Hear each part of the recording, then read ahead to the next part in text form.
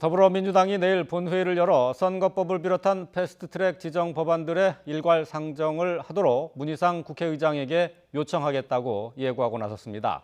무기한 농성에 들어간 한국당은 의회 쿠데타라고 강력하게 반발하면서 결사항전을 강조하고 있지만은 내부적으로는 고심이 깊은 모습입니다.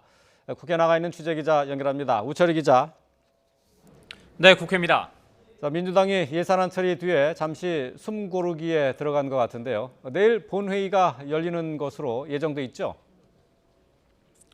네, 아직 내일 본회의가 열린다 이렇게 확답을 드리기는 좀 어렵습니다. 민주당의 의지가 강하긴 한데 문희상 국회의장의 결단에 달린 것으로 보입니다. 12월 임시국회가 어제부터 시작이 됐습니다만 민주당은 바로 본회의를 열진 않았죠. 제1야당을 빼고 예산안을 처리한 것에 대한 어느 정도의 부담감도 있을 테고요.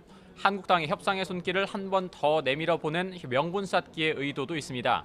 하지만 내일은 본회의를 열어서 선거법과 공수처 같은 패스트트랙 법안들의 일괄 상정과 처리에 나선다는 방침입니다. 민주당 이인영 원내대표는 선거법만큼은 합의로 처리하기 위해 미뤄뒀지만 한국당이 끝내 협상을 외면했다면서 더 기다릴 수는 없다는 입장을 밝혔습니다. 이제 문희상 의장에게 내일 본회의를 열어서 패스트트랙 법안의 상정을 요청하겠다는 뜻을 분명히 했습니다. 본회의가 열린다면 또 법안이 상정된다면 한국당은 당연히 무제한 토론, 그러니까 필리버스터 전략으로 막아서겠죠. 필리버스터는 회기 종료와 함께 끝이 나는 만큼 민주당은 임시국회 회의일기를 3, 4일씩 짧게 잡아서 다음 회기 때 곧장 표결에 붙인다는 전략입니다. 먼저 총선 예비후보 등록일이 17일이라서 그 전에 선거법부터 처리할 계획입니다.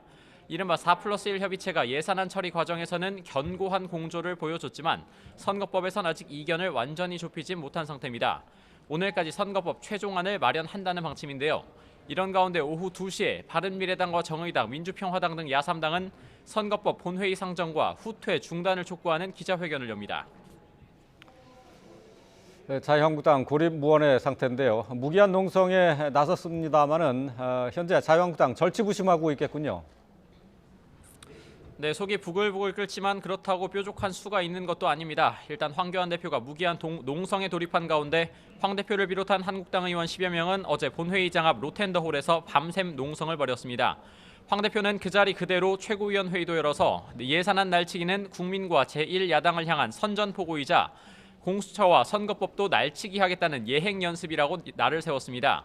또 무도하고 불의한 집단에 맞서 한 걸음이라도 물러서면 나라는 몰락의 길을 걸을 것이라면서 비상한 각오와 결연한 자세로 총력 투쟁하겠다고 강조했습니다. 심재철 원내대표는 민주당과 이중대 정당들이 공수처를 주고 의석수를 나눠 갖는 최악의 밀실 거래를 벌이고 있다고 꼬집으면서도 마지막까지 대화의 끈을 놓지는 않겠다고 언급했습니다.